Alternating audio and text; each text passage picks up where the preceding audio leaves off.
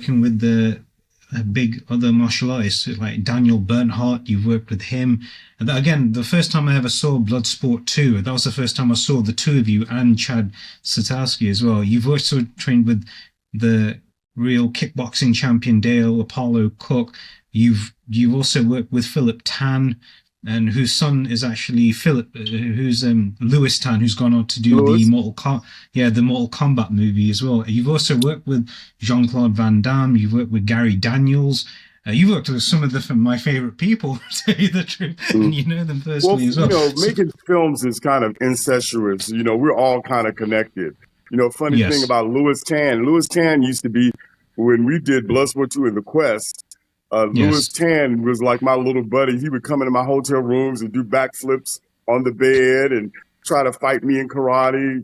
He hasn't given me a part in anything yet, but he was my little godson for a long time. And I love Lewis and Sam, Philip's other son, Sam. They're both working in the film industry. But we're all connected. If you want to when you're in this circle, kind of, you're one person away from everybody that you want to get to, that is true. When I used to do theatre myself, and it was so good when we'd finish our regular day jobs in the evening. We go to the stage to do our rehearsals, and we'd be there till like 11 o'clock, maybe 12 o'clock in the evening.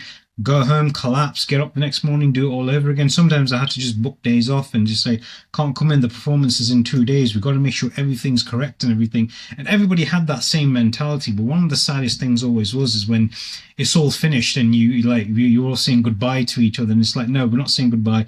We keep in touch. And the ironic thing is, I still keep in touch with everybody even till today, and this is 20 years later.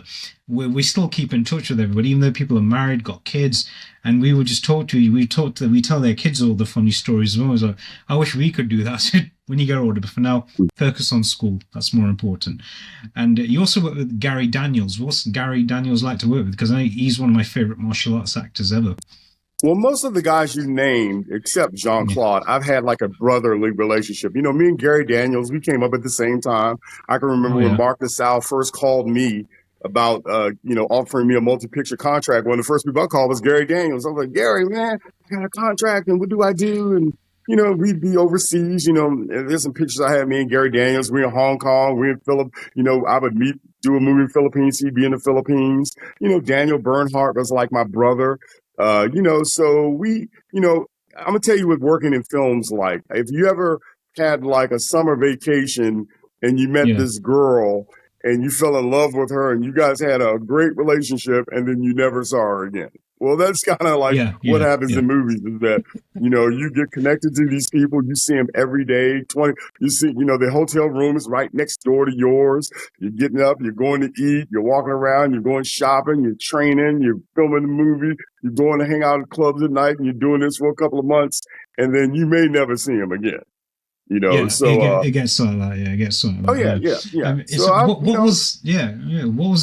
What was Daniel Bernhardt like? Because like I said, he went on. When I saw the poster for Bloodsport 2, I honestly thought that was Jean-Claude Van Damme on the cover. There is a resemblance. I have to be honest with that. Yeah. Sorry, Daniel, if you are watching, my friend, there is a resemblance. I have to be honest there. I got them both confused. And I was like, wait, Van Damme's done Bloodsport 2 because I love the original one. I looked at the back and I was like, where's Van Damme's name? He's not in the credits. It's because remember it was the old VHS tapes. I was looking at where is it?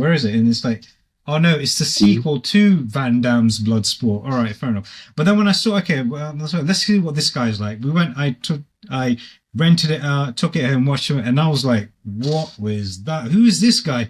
The same thing when I saw you. I've never seen, like I said a bit earlier on, I've never seen kicks with so much accuracy and speed.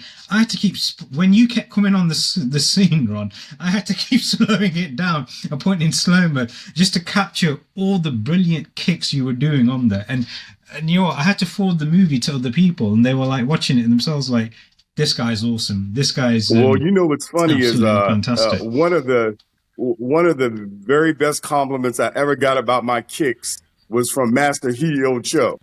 He was telling me, he's like, Ron, I can't understand your kicks, but they are amazing. You know, and I can remember there was one, I don't know if you remember this, there was a fight scene in Bloodsport 2 where I'm fighting Daniel's brother and I'm doing like this triple kick. It's like I'm kicking him, I kick him Yes. like 3 times. It's really fast and it knocks him out. Well, when I was rehearsing to do that, and I did it a couple of times, people were like booing and getting frustrated and trying to rush me. And Master Cho stood up and like, everybody be quiet. Let him do his move. Everybody shut up. And then the result is what you see, you know? So, like I Yeah. said, my perspective of doing martial arts is like this. The entire world practices martial art today. Almost everybody Yes. Yes. is Yes. a martial artist, and they're actually pretty decent. You know, there are people now that are doing martial arts on YouTube that are better than anybody you've ever seen in a movie. You know, so my approach has always been to thrill and excite, meaning that if you are a martial artist, I want to challenge you. You know, it's like one Yes. real good gauge of how well I'm doing is the crew, how the crew reacting. You know, you can do a fight scene and you don't hear nothing. And then you hear people, the cameraman's like, oh man, it's like watching the cameraman doing this and he's, giving you the thumbs up. And, guys go, oh man, this is like the same stuff I'm seeing in the movie right in front of my face. So that's what, Yeah. martial art in films is like it's not reality. It's a heightened Yes. reality. Yes. So you want to thrill, you want to amaze, you want to surprise, so these are the elements. I just Yes. don't want to beat the guy up. I want to look good. I want to make our interaction kind of symbiotic that, it looks like we're interacting with each other, not just standing there going rehearse move by rehearse move. So that's the approach I take when I do action. And, I always try to develop techniques. If I do a movie, I think about what the character needs to do, what the action is about, the action scene, where it is in the story, what does it mean? And I try to, create action that kind of accentuates what's happening in that setting. So, yeah. No, that's good. That's good. I mean, one of the fight scenes I loved in Bloodsport 2 was yourself and obviously with Daniel Bernhardt. But I can remember the bit when, because you were both like before. I can remember when your character meets him for the first time, and when he's sitting down because he's a bit depressed. Oh, I can't compete because I don't have an invitation. You'd be like, oh, you're about to miss the biggest high of your life, man. He goes, I need to train. I need to do this. I made somebody promise. So then you go, oh, look over there. There's that big guy. Go ask him, he'll help you. And it's Donald Gibb, the only the actor who came back from the original Bloodsport. What was Donald like? Was he like this big intimidating? Because he looks like a big intimidating dude, doesn't he? You know what? All those big guys are the sweetest guys. Robert Zazar, Matthias Hughes, Neil Stewart. Don. If you meet a big guy doing a movie, he's a sweetheart. Yeah. That's just Yeah. they're all extra nice. Like I haven't met a single big giant guy working on a movie that has ever been any type of problem, any type of ego. They're always willing to do extra, help you out. They're your buddies. They take you on. They watch out for you. They all are just wonderful people. Yeah.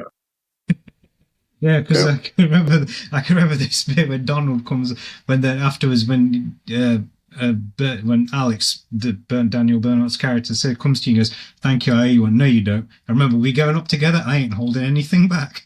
You said that to him on the line, and then when you're in the ring together and you're like, "Don't hold back, Alex. You not near you, Cliff." But I love the bit after the end of the fight. You both shake each other's hands, and I love that term of respect them two have, because that's one of the things martial arts teaches, isn't it? Respect each other. You both gave each other respect. You respected each other before you had the fight, during the fight, even after the fight. And you shaking hands like, "Nice fight, yeah, good. That was a good fight." That was one of the best bits of acting and displays of respect I have ever seen in any movie. And all credit goes to yourself and Daniel for doing that. Sincerely. Well, thank you very much. But you know what? That same attitude, like for example, when you get around a lot of martial artists, there's a lot of ego, okay? And there's a lot of competition. But for the most part, it's healthy. They really inspire you. And I'll give you an example. Okay, yes. So before I got to the set on Bloodsport 2, people had known Ron's coming and he's this acrobatic Hong Kong action type guy. Now, when I got there, I saw these Thai guys, sing stunt team, practicing before they were outside practicing when I got to the set, and they Yes. were doing some incredible shit. I was like, wow. And I was like, I was like, how am I gonna like stand out when they're doing what they're doing? And Yes. literally, Yes. I would be in my room at night trying to figure out how I could use movement to compete with what I saw because they were incredible. It was kind of I like saw that. the beginning of the stages of like Ong Bak. They were doing it back then. They were just, they hadn't worked it out yet, but they were doing it. They were doing it. So that's kind of how I developed. Because if you watch my first couple of movies, I do act, but in Bloodsport, I actually take it up a notch. My action taken up, and it was from when I first got there. I saw those guys. I was like, "Uh-oh, I need to up my game." And everybody does it. We all do it. It's somebody does a Yeah. fight scene and go, "Oh my God, who's going after that guy?" So it's a healthy competition sometimes it could be negative, but for the vast majority of the time, it's a healthy competition and it enhances the film and makes the film, better. Yeah. Oh, indeed, it does. Indeed, it does. Sometimes you can have a bit. I wouldn't say, all right, having an ego, it can go so far. But then again, some people get a bit carried away with it, don't they? They'd be like, "Oh, I'm better than you at this. I'm better than you at that."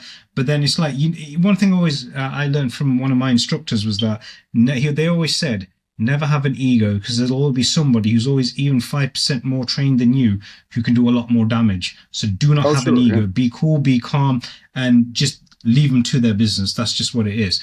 And Sure. yeah, so one of the other things one of the classic things I always remember your character Cliff doing in Bloodsport, actually two things, and again extend a compliment to you. Number one was when when that guy is getting ready to fight you, and you just stand there smiling, and you're like this, and he's like, "Whoa, come on, what are you gonna do?" And then you just stood there, and out of nowhere, there's that backflip kick, and you knocked him out completely. That again was one of the best displays I've ever seen because it shows the difference between like here's the somewhat of the loudmouth, the guy throwing all the kicks and like, "Oh, whoa, let's do," and then there's the cool, calm individual. It's always that saying. Do not be fear of the loud one, be fear of the quiet and calm one, because you do not know what's going on in their head. They're planning everything. So when the loud one comes too close, "Oh, I'm ready to take you on. Here comes the quiet one. Bang, your lights is out." Mm-hmm. That was it. That was a great thing. And another thing I liked yes. Let me share something with you about that move. And yes, how please. Life manifests itself and how things get into your subconscious and, stuff like that. When I was a kid, and went to go see Into the Dragon, I think the thing that amazed me most was when Bruce Lee did that backflip or Yin Hua did the backflip for Bruce Lee. I used to have that poster in my room, like in one special section. It was just nothing there but that poster that I looked at for years. So when we went to do Bloodsport 2, Philip Tan came to my room and said, "Hey, Ron," and then Philip Tan encouraged me to do that because I didn't want to do it. I thought it would look goofy, not come off right. And Philip was like, no, man. Philip was real hyper. No, man, we got to do it. Come on. I was like, okay. And, and it took me a while. I want to say I did it probably 20 times to get it right. Because sometimes the flip was too far. The cameraman didn't get it. The space between the guy. I think I did it about 20 times. And I was exhausted after I was finished. I actually have a picture of me showing me being tired right after I did that. But Philip Tan encouraged me to do that because, like I said, I was against it. So I have to thank Philip Tan for encouraging me to do. And actually, that is that's the one thing most people ask me about. Well, Vampire Assassin is coming up to a close second. But people have been asking me about that backflip for years. I'm out, I'll be out on the street someplace and somebody recognizes me. "Hey, man, do a backflip." "Hey, man, can you do a flip?" So, yeah. Yeah, I would ask you to do it now, but obviously the camera's in front. I don't want you kicking the camera over because it may look like you're kicking me in the face. So please, no. All right. And one other thing I liked about Cliff when he sees Alex fighting, when he first sees him fighting Chad Stahelski's character, and then when he gets kicked down on the ground, he goes, "You want to fight him? You want to take this guy out? hit him, attack him on the left side, right side, and then he's like, bang, okay, now I know how to take him on. But one of the best things I loved about Cliff, how much of a considerate individual he was. It was when Alex is fighting Demon at the end, and he gets kicked down. He runs over to him and goes, Alex, are you okay? Are you okay? And he's like, his arms are like cement. And he's like, no, you can. It's like, no, you can do it. You can do it. You can do it. That is just absolutely fantastic. That's definitely like watching a boxing coach looking at his fighter in the ring saying, come on, you got to keep your guard up. You don't just get back up. You can do this. You can do this. The Cliff, without a shadow of a doubt, was one of my favorite characters in that entire movie. And one thing I was a bit disappointed about, I didn't see him in number 2 or in number 3 or 4. I was really hoping you would have popped up in number 2 just to check up on Alex. I mean, I think after what Alex's character, Daniel Bernhardt's character, went through in number 3, it would have been so nice to see one of the characters from number 2 to come back and show more of the support, even more of the supported side of him, because he needed that, didn't he? Right. Yeah, I get it. It probably because the production probably treated everybody so horribly, they didn't think anybody except Daniel wanted to come back for the other movies. Because Bloodsport 2 was, it was, hey. It was a tough job, I would say. Yeah, it was a tough job, wasn't it? I'm sorry to hear that. I mean, I've worked on film sets as well where one day we're treated okay, next day we were all treated like dirt. Next day I just said, I'm not going to come back in. I'm only just an extra. So good luck to everybody, and I wish you all the best. And just went back and was like, I didn't sign up for this. It's not. Oh, you worked on Bloodsport too? I have to be. Oh yeah, it happened to me as well in the past. So it's no, I said you worked on Bloodsport too. No. I wish I did. Yeah, I was the fan on the background watching it in the movie. I wish I was there in spirit. I was there in spirit. but without a shadow of a doubt, you are one of the best martial artists I've ever seen. And to tell you the truth, I've been speaking to you for about over an hour. You're definitely one of the nicest people I've ever had the opportunity of speaking to. So again, I extend a lot of respect and best wishes to you. Well, thank you very much, sir. I really appreciate it. Yeah. Thank you. So what is in your opinion, so from all the people you have trained with and worked with, what is some of the best lessons you have ever learned, like say as a martial artist, and words of wisdom and philosophy? In terms of movies, martial arts, or a combination of? Everything, a bit of everything, yeah. Okay. Let me think. Let me see. I actually wrote something down. Let's see. Okay, here we go. There's something I call like a mountain of clay. Like, I've been at this for 35 years and people go, hey, Ron, why do you continue to do it? And, stuff like that. And it's kind of like, and I've done a lot of stuff in films. I've acted, directed, produced, written, fight choreographed, stunt guy. And I look at it kind of like a mountain of clay, meaning, it's kind of like you go over here, you try to be an actor and you learn a little bit of this. And you try to write something and you pop it over here and you take a piece of everything that you've done. And then there comes times like right now, I'm in a situation where I'm able to take those pieces and just put them together and make them fit and create an opportunity for myself. So that is a benefit in terms of every time that you're working on a project, you are gaining practical experience, whether negative or positive, and don't discount it. It will actually help you as you go along. You might go, the last movie I've done as an actor was like 12 years ago, which was Kung Fu Brother. That was I did a movie 2 years ago in a short, but as a leading actor, 12 years was my last movie as an actor. Since then, I've been doing other production stuff, working, and I actually have a project that's coming up shortly that I'm going to do as my first acting role in like 15 years. Well, I've learned so much from just the time that has passed that I think my next performance is really going to be, I'm looking forward to it, and I'm looking forward to people to seeing it, because I have learned, you learn a lot, and the very fact that I'm still capable, and the very fact that I still find myself capable and have learned a lot is really interesting to me, because like I said, I thought at 50 years old, no way would I be, I worked with the guys of the Marshall Club, and one thing they kept saying was, man, you're fast. It's It's like, true. well, yeah, I thought I would get slower, but the Marshall Yeah. Club guys think I'm fast. So, and I'm not like a young guy. So that means I thought I would lose my speed as I got older. But what I found out is that understanding motion is an element of speed. Like when you're young, you just think the physical exertion of movement makes you fast. No, Yes. understanding to how to exert your energy and how to use motion and how to balance the hard and the soft of motion makes you fast. And Yes. it's kind of like the difference I always say between like a choreographed actor and a martial artist who commands his ability. Those are two very different performances, meaning that Yes. you could take somebody and you could take 6 months and you could teach them move for move and move, and they can look pretty credible. But they're not going to look Yes. like Jackie Chan. They're not going to look like Jet Li. They're not going to look like Van Damme. Why? Because they own their martial art.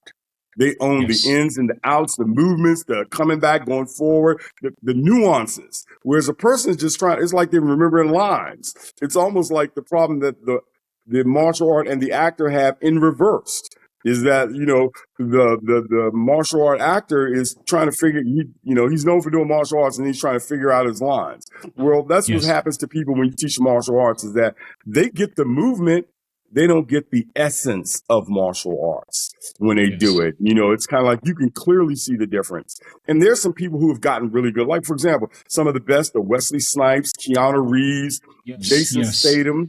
But we've Yeah. got tons of people who their martial arts on screen is credible and passable, but you don't look at it and go, this is incredible. This is Yes. amazing. Wow, what did that person just do? No, because they don't command it to the extent.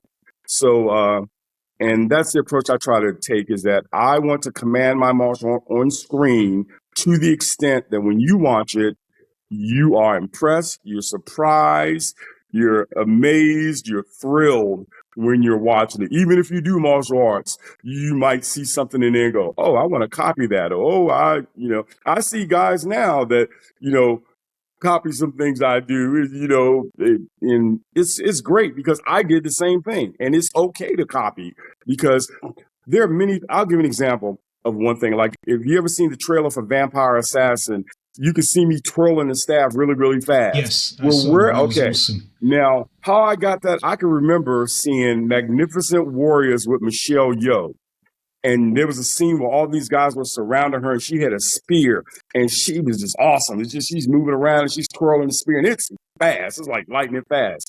And so that stayed in my subconscious. And when I did Vampire Assassin, that's what came out. I was like, oh, Michelle Yeoh, I want to look like that. Now, mind you, I will never look exactly like that. It'll be my own personal expression of the thing I want to copy, which makes it look Yes. original Yes. or unique. So it's okay to Yes. copy. It is okay to copy everybody because if you copy Van Damme's kick, you're not going to look exactly like Van Damme delivering it because your body Yes. dynamics are different, your structure, your physiology, all of these things are not Van Damme's, they're yours. So it's okay to copy because that's how you become unique. I'm going to tell you another thing that happened to me was, I used to earlier in my career, used to try to be more Jackie Chan-y. But then Jackie Chan came to America. It was like, okay, what am I going to do? So then I started to focus on traditional Kung Fu, leaning more into kind of like Shaw Brothers stuff, traditional styles, Wing Chun, Hung Gar, Choi Le Fut, to add those to my fighting. So it's a constant, process of growth, evolution, reevaluation, and regrowth the entire time that you're doing it. So look at Van Damme. You'll see these clips on the internet and you see Jean-Claude Van Damme. He's still a great kicker. He's still a great kicker. Every time. I've never seen a clip with Jean-Claude throwing a kick and I go, that looks lame. He's still controlled, focused, it's fast, it's accurate. And and I know Jean-Claude's older than me. So, yeah.